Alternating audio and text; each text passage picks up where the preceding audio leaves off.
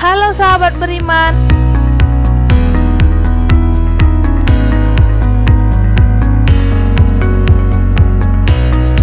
Kali ini kita akan membahas tentang arti atau makna tanda salib.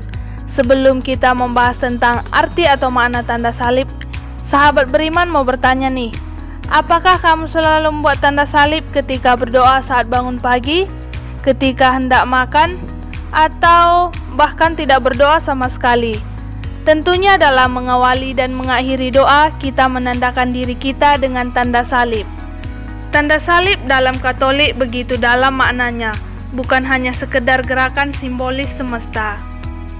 Tanda salib adalah sebuah gerakan tangan ritual yang dilakukan oleh para anggota umat beriman yang diiringi pengucapan dalam nama Bapa dan Putra dan Roh Kudus.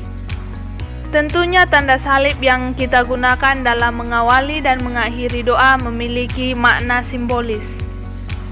Makna yang pertama yaitu pembuatan tanda salib sesungguhnya adalah sebuah doa singkat yang mengingatkan kita kepada penebusan Yesus Kristus melalui salib. Tanda salib adalah tanda kemenangan Kristus atas dosa dan maut, dan karena itu kita bisa bermegah dalam salib Tuhan. Seperti Paulus mengatakan, "Aku sekali-kali tidak mau bermegah selain dalam salib Tuhan kita Yesus Kristus. Sebab olehnya dunia telah disalibkan bagiku dan aku bagi dunia." Makna yang kedua, salib menunjukkan kehadiran Allah yang menunjukkan betapa kejamnya akibat dosa kita, sehingga Allah sendiri yang menebusnya dengan wafatnya di salib itu.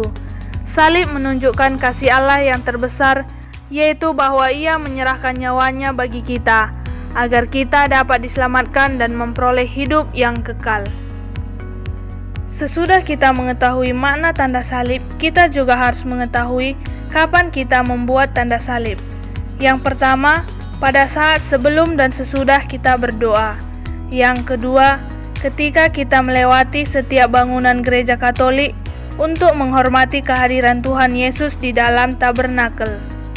Ketiga, ketika memasuki gereja, membuat tanda salib dengan air suci. Yang keempat, saat-saat sedang menghadapi ketakutan, misalnya ketika menerima kabar duka atau orang yang meninggal.